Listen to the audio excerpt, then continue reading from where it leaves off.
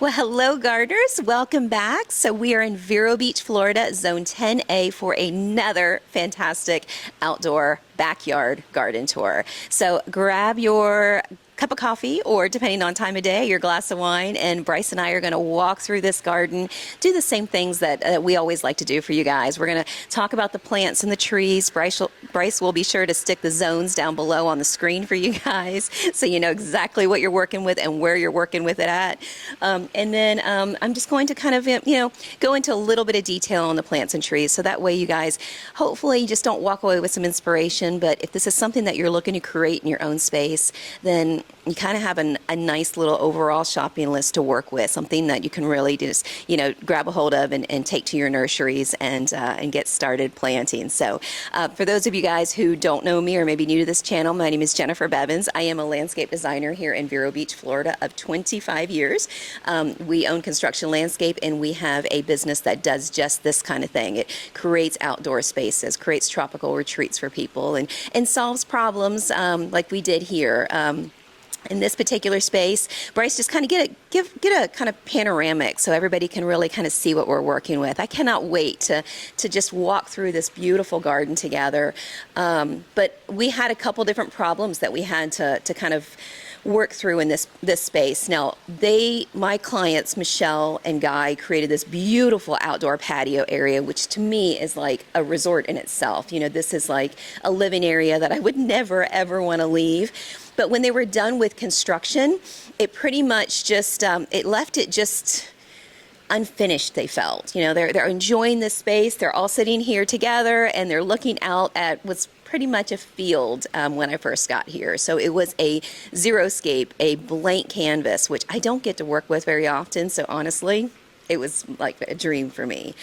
But their second problem was noise. I mean, they could actually, and we were sitting here talking when we were kind of going through some ideas, and they could hear, we could hear the neighbors right behind us talking. And so we knew that noise, privacy, and of course, kind of nestling in this patio, those were three problems that we wanted to solve with this space. So not just make it beautiful, but make it, just finish off the backyard area. So I'm going to show you guys what we did for that, because if you're looking to create privacy in your space, you might want to check out these plants and trees, because these layers, the way they're going to come together in time, are going to do just that. So let's get started, and we'll jump right in.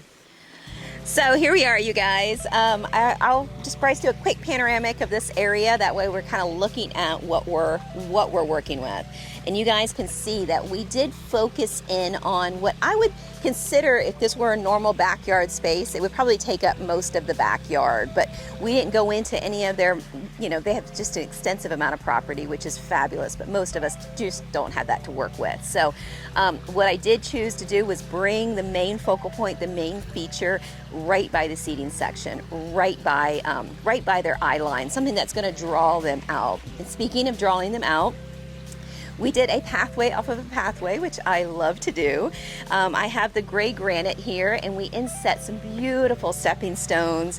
I just love this gray contrast of look. They had a little bit of gray in their existing Chicago brick, so we just kind of continued that onto this area. I wanted to make sure that this stone started right from the patio itself, because if you guys have done landscaping and you have a screen room just like this, anytime you can do stone, or even if it's a clean mulch bed right up against the patio, that just prevents the mowers from getting anywhere near this area, throwing dust all over these screens. So that was a significant problem, because they just had so much grass here. Just having this clean area really eliminated any kind of just constant screen maintenance on this area, and it protects the screens from, as you guys know, weed eaters. So we have a lovely pathway that leads right into this area. We use the aluminum alloy edging to separate the different ground covers. So we have mulch here, we have the gray granite here, and then we have the white river rock here. And this is the Alabama white, which I really, really like.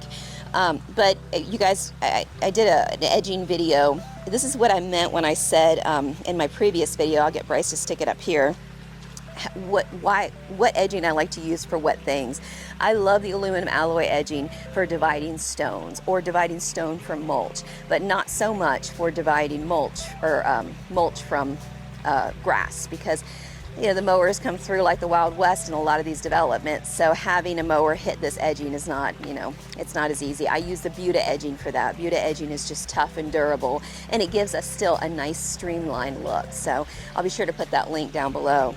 But this area right here leads right into problem solver number one. Problem number one for my clients were sound carries here. I don't know what it is. The house is not right up next to their property. It is a good distance away, but we would literally be sitting here having a conversation, discussing their landscape, and we could hear a phone call conversation right behind them. And she's like, see, I told you.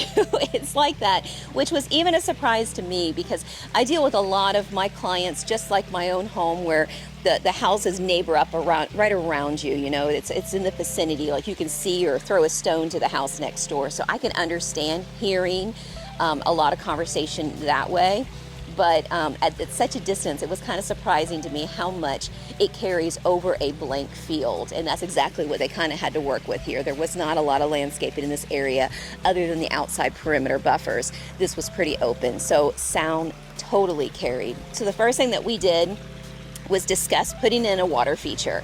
And you know, I know this is a bit grander than many of us put in, even in my own backyard. I'm absolutely in love with this water feature. I love the sound it's offering. I feel like I have to yell because it's just so much sound back here. This is your pondless water feature with a kind of a pond, which is, you know, not the normal way we do it.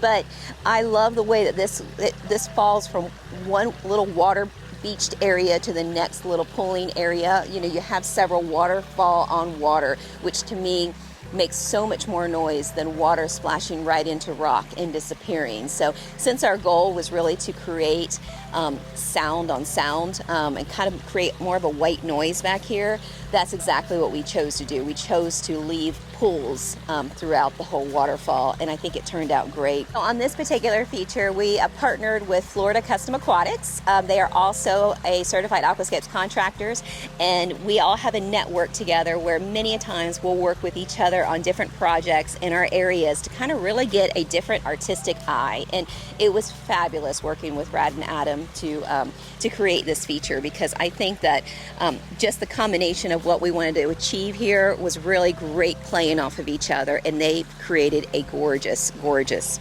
fall.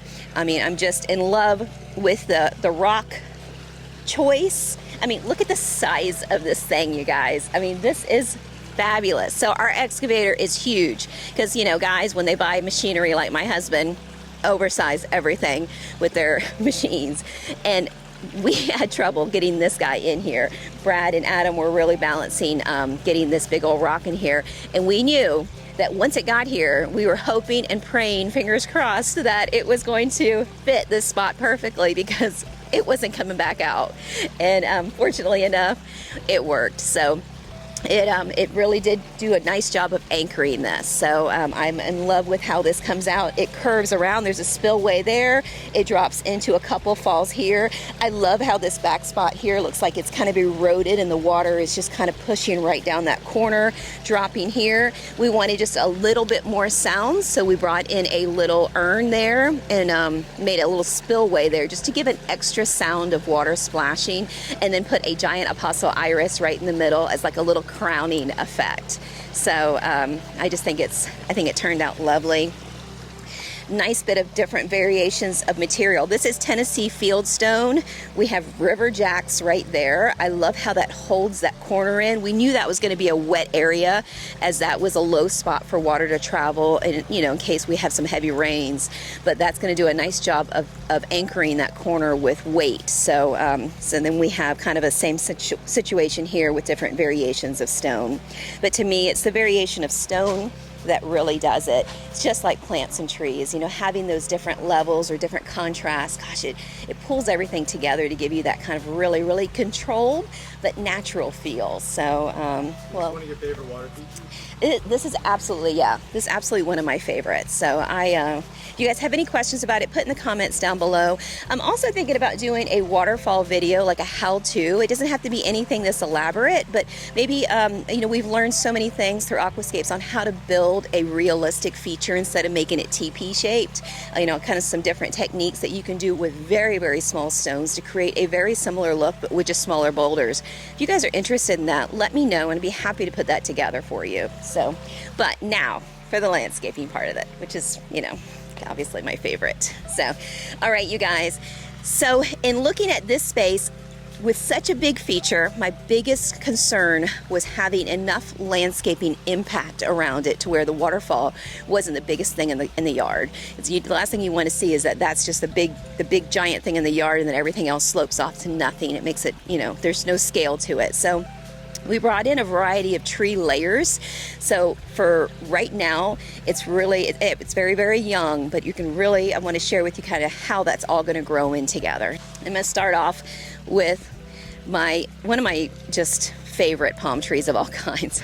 I'm going to get Bryce to put together a bloopers reel of all my favorites, because I'm sure there's about 100 of favorites I have, but it is up there with one of my favorites. I absolutely love this tree. This is a young triple bottle palm.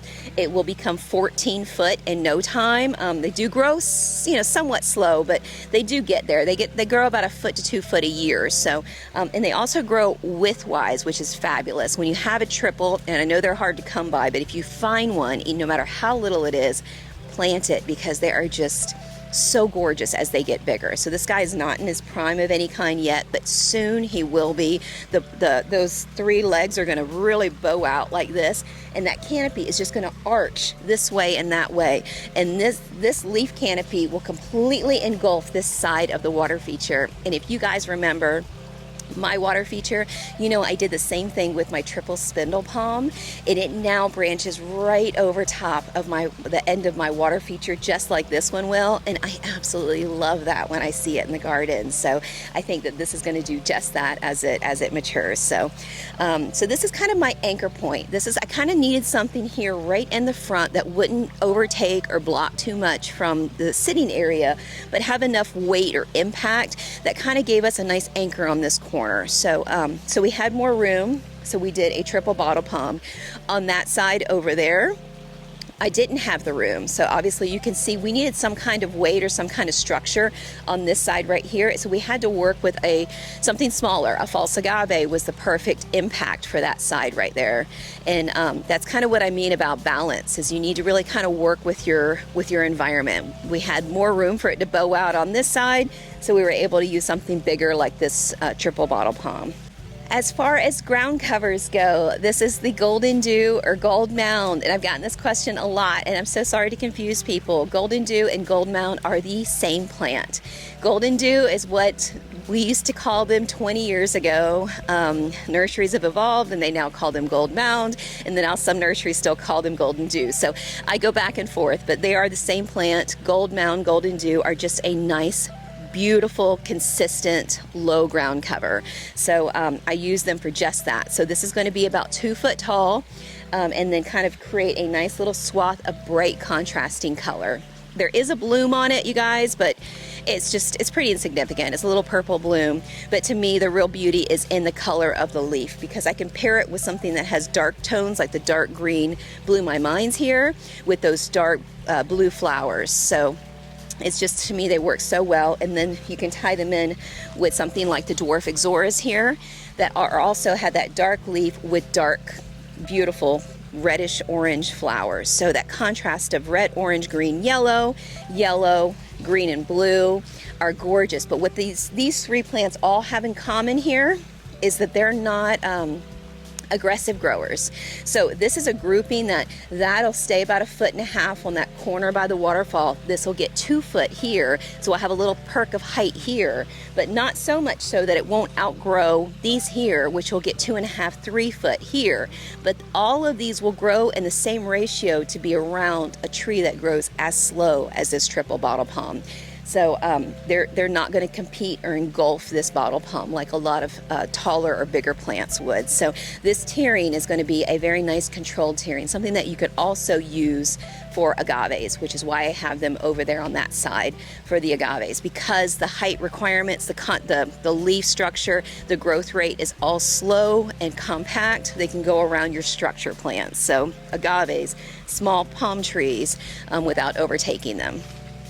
So to the back side, we got to get a little wild here. So obviously our equipment box here is, there's a lot to it. You know, we've got a lot going on. We've got lighting, we've got the lighting for the water feature, we've got all the electrical outlets and whatnot. So we needed something that was going to be a little bit more aggressive to the back side of this tree. And I don't mind if this becomes a little wall back here of 4 feet. So these are the dwarf curly Java whites. Now, I know they're not just something magnificent right out of the box. They're going to take time to really kind of give you that look, but they're so stunning when they connect together. They become full and they become that 4-foot height. So about, you know, just kind of right in this range, they're going to kind of do a swath to kind of control the view line of these boxes, and then fully connect together and be more jungle-like. I mean, if you can get a close-up on these leaves, Bryce, I mean, this looks like I just love this little curly connection, this little rosette of just beautiful curled leaves with this white edging. It's such a stunning plant. Look at this detail and color here. I love them. So they are the curly dwarf Java whites, and we've got some regular Java whites over there, and I'll be sure to mention the differences. So those guys get giant, these guys stay more compact, and so these are also a little harder to find in the nursery, so you just have to make sure that they're the slow growing dwarf variety if that's what you're looking for. Then we get away from anything dwarf and we get to the blaze copperleaf, and these guys are just like their names say they are. They are a blaze of fun. They're gorgeous color. They get 4 or 5 foot tall. They're going to completely engulf this back area. You can see how we're getting lower to higher as we get to this back side, because this drama back here, and you guys are nothing but drama ladies, they're just going to really engulf each other. They will do that in a matter of months, and then be really just a gorgeous specimen wrapping around this tree. So when you plant these guys, be careful. Make sure you have some room for them to really grow in. Make sure they're the backdrop plant to a lot of your gardens. Like, let them really kind of be nice 4 or 5 foot beautiful backdrop, so you're not constantly trimming on those. But they're absolutely stunning. In the winter time, they have a little bit more coloration in the leaf. During the summertime, they go more of a softer pink. But I love this leaf color. I love the way they look. I love the way they hang. And you can trim these guys in the summer months. If you don't want to trim too much, you can trim them way back. You can give them the ugliest haircut. I mean, I'm talking Dumb and Dumber bangs kind of haircut. You can really go to town and you're not going to hurt them. They'll pop back up and they'll just kind of mound back out and be beautiful. So very tough plant. So I love the way they work. Be careful, Bryce, you're going to stand right into that. This is a wet zone. So this is an overflow for the water feature. So once the water gets up to a certain height, we put in a little channel. There's a pipe that comes through here, and then it just releases right into the lower section of the grass right there. So so that's, I think anytime you can do a water feature, especially this close to the house, definitely do an overflow, because that protects, you know, any of your structures from getting too wet. Or tropical storm or hurricanes, any of those kind of. It's for any kind of rainstorms, because in Florida we get either no rain or we get monsoon rain. So this is to kind of release that water so it doesn't have time to go that direction. It's always going to go that way. Waterfall with an insurance policy. There you go, waterfall with an insurance policy, Bryce said. So this is a fat foxtail palm. When I tagged it, I was in love with just how gorgeous it is. This lower limbs are going to drop because they've been tied up for transport, but once that happens, it's just going to flush out with just gorgeous limbs. So when you guys see these projects and they're very new, a lot of these lower limbs have all been trimmed for transport, and then of course after things get planted, whatever was tied up, they're going to also be trimmed off as well. So you're going to have a little bit of a sparse canopy like you see here, but you know, just in a matter of 6 months, that canopy is going to reproduce 4 or 5 fronds, and it's just going to go to town, especially with all the nutrients that we pack them in when we plant them with. So he's going to be a gorgeous statement here on this corner. I'm sorry, we did miss a couple of these plants up here. So I'm doing my waterfalls a little bit different than I had in the past. You know, I am very much of a engulf the space kind of girl. So in the past, I've definitely had waterfalls where when it's around the edges, to soften those edges, I've taken plants that really kind of hang over top of it, like I've done in my own garden with my elephant ears and my sloppy painter crotons and stuff, so that way you really don't see those edges. But in this particular feature, because I wanted a very clean look, I actually did the opposite. I did a very clean ring all the way around the water feature of low-lying plants, so it's no way disturbed. So we've got Dwarf Kcia here, and they're going to get about 2 foot tall and just be a nice chunky green, just nice and full and thick and clean and really easy to work around. And then some golden sedum tapped into the bottom areas here, right in the cracks, so that way it just kind of grows a little bit into the waterfall itself to kind of naturalize it a bit. And then around this whole backside, it's the same kind of concept. It's Blew My Minds. And then to the back, we got a little crazy with the Songs of India. These guys are going to mesh into almost like a tropical hedge back here. You can see kind of how their leaves get a little bit wonky and crazy. You can trim off anything that you don't want, but overall what they're searching for is their neighboring plant. So they're gonna try to attach to that one and attach to that one. And before you know it, you'll have a swath of all of this gorgeous color, nice vibrancy at 4 foot tall, and it will be stunning. And they're gonna pop up over top of these little 2 foot Blew My Minds.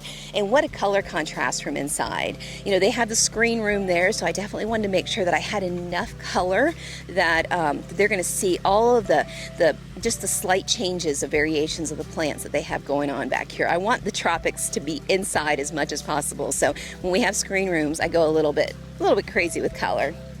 And then we have the red copper leaves to the back. Now those were at such an angle, you have a hard time seeing those there, but those are gonna get 5 feet. So we have 5, maybe 6 feet, depends on how they want them to grow, but they're gonna be 5 to 6 foot backdrop of red.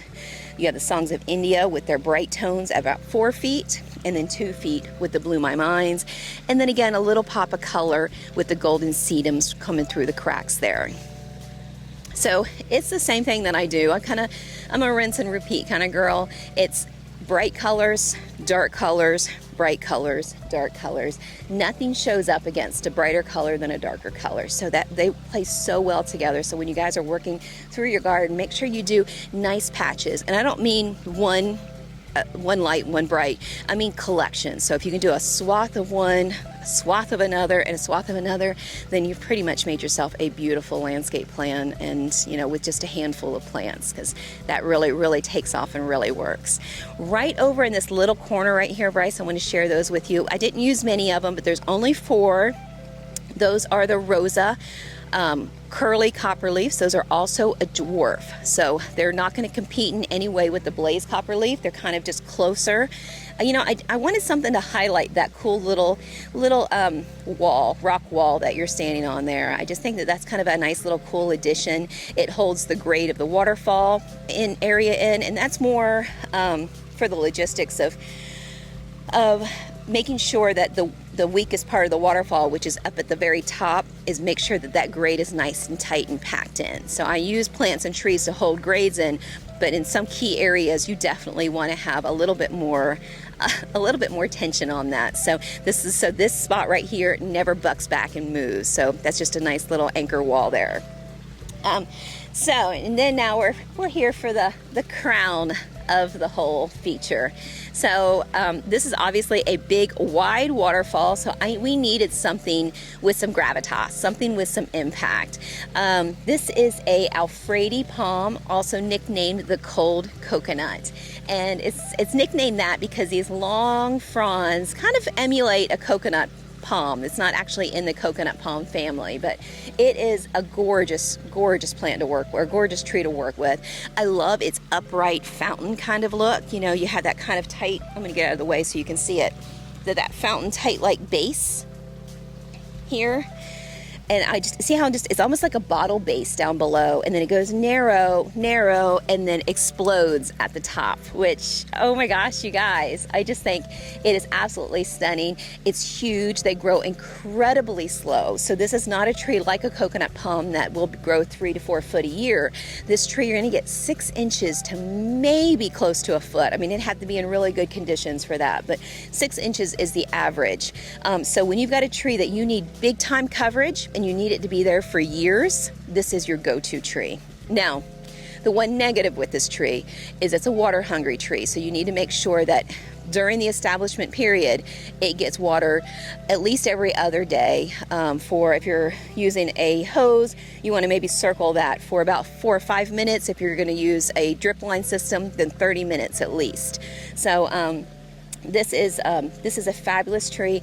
They go through their natural shocking on this tree, even the young ones. So transplant is not super easy with them. They rarely die on you, but they do go through this browning phase of not liking to move from home to home. They are very steadfast once they get there. They're not susceptible to many pests or disease, so they're strong once they're established, but their weakest point is always going to be their transplant, their installation time. So, but well worth it. We'll come back in a month for my clients, and we'll trim some of these lower fronds that need to go, and then, you know, it'll start to produce, slowly start to produce new fronds and kind of you know, do what it's meant to do here. Now, this tree has so many fronds that it is a perfect sound barrier. I mean, I'm telling you, this guy is going to be so dense and so full. And keep in mind, we've cut off about 7 or 8 fronds for transport, because when it opens up, it's going to open up like this all the way through the sides. And I'll get Bryce to kind of slide in a picture of ours at our house, and that's been in for a couple years, and it's really, you know, really opened up, and you can kind of see what that looks like. But yeah, so it's going to be nice and thick, and it is the jewel, it's the crown of the back garden. It is definitely the focal point feature, and it's kind of what I frame the other trees off of. So usually you find a centerpiece and then work and balance off the sides from there, and that's what we did here. Now, along the back side, again, to give some coverage and give some almost like a wall to this water feature, we chose pygmy date palms. So this is going to do a nice job as it matures. These guys are very young, but as it matures, it's going to do a nice job of kind of creating a wall of just weepy fronds. They've all been trimmed really heavily for transport, so you guys don't get the beauty of seeing them really kind of be almost heavy frond. But once they do grow back into that and become heavy frond all the way around, you'll hardly see these trunks. They'll turn around and you'll just turn back here and just see a wall of very, very weepy long fronds. These guys are going to mature out to 12 foot, and the reason why we brought them in so young is because this tree grows so slow. I didn't want these to compete with this tree until it's pretty much ready for them to become a wall. So these are going to max out at 12 foot tall, which will give them the perfect 12 foot backdrop barrier. Because if you haven't noticed, this slopes down pretty aggressively here. And so we needed something that was going to become a taller wall back here, and these are going to do just that. So that's why we brought them in a little bit young, so that way they grow in proportion with the tree that's here. And then we have Chinese Fen Poms. We only dappled in 2 back here because these guys will get big over time. They will get gorgeous and really become a mound or a clustering of these kind of weepy, crazy fronds. Anytime I do something like very silky and clean, like the Foxtail Palms that have more of a clean line trunk, I like to bring in a little bit of crazy, and that's what these palms do. As long as there's enough room for them, they're a great backdrop to most landscapes. They grow very slow. They're cold hardy. For Florida they are. And you can incorporate them in a very polished design, making them the wild and crazy friend. And I love this waxy green leaf. I just like the way that looks. It's like a bunch of little windmills stuck together. I mean, look at that, Bryce. Isn't that gorgeous? And then ended it off with some blaze copper leaves. I mean, look at this color. I just look, I don't know if you can get a close-up of this color variation. It's just a stunning plant. Now, they will get big on you, so you have to be okay with them being 4, 5, and in some cases 6 foot. It just depends on what your application is. But you guys can keep them smaller. That's what's great about this. You can keep them 3 foot tall. It's just more maintenance involved with that. So if you don't mind being a gardener out in there trimming and every couple months, then that might work just perfectly fine for you. But just keep in mind that they do take a little bit more work if you want to keep them small. Now, Another thing, the hard thing to keep small are these Java white copperleafs. I know I've mentioned this, so I won't harp on it too much, but it is a cool big leafed plant. I mean, look at the size of this leaf compared to my hand. And this is a fairly young plant. This came in as a 10-gallon plant. And it's just going to completely engulf the backside of this double foxtail palm. It's going to be stunning as a kind of a wall. Because we stopped the bed right here, I needed a final tier. I needed this to grow fast and become a really, really nice ending wall to this tree, and that way it really showcases these trunks even better. So what a gorgeous thing that's going to be when it's about my height and fully connected and nice and dense and thick. Now to the front, I didn't want that, so we have the dwarf Java whites to the front. So now we're coming back around here, and you really have that dwarf where it just tears down here, and then we go lower and lower like we did on that other side. So you can kind of see how the transition falls all the way as you get to the front. We did miss the Kusia back here in the back. And the reason why I mentioned that is because if you guys remember earlier in the video, I talked about the sound of voices that you can really hear from the surrounding neighbors.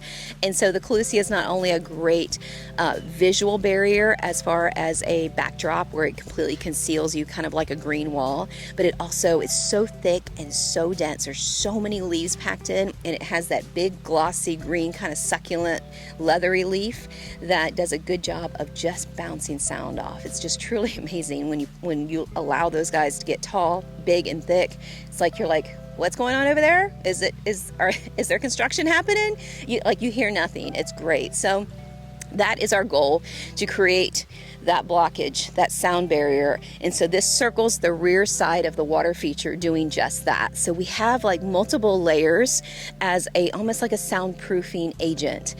And then just to be super sure, just to be super safe, we also have a Kusia hedge that runs along the rear side of the property line. So that way that will become a nice secondary wall. So we are really doing a fantastic job of helping our clients kind of create that real controlled resort environment. I enjoyed so much working on this project, because when you're dreaming and talking and discussing kind of what you want to see, what you want to hear, what you want to be surrounded by, that just gets my goat. That's what I'm so thrilled about pulling that together. I spent days inside while the guys were out here. We were placing things, plants and trees, days for the design process inside, sitting at their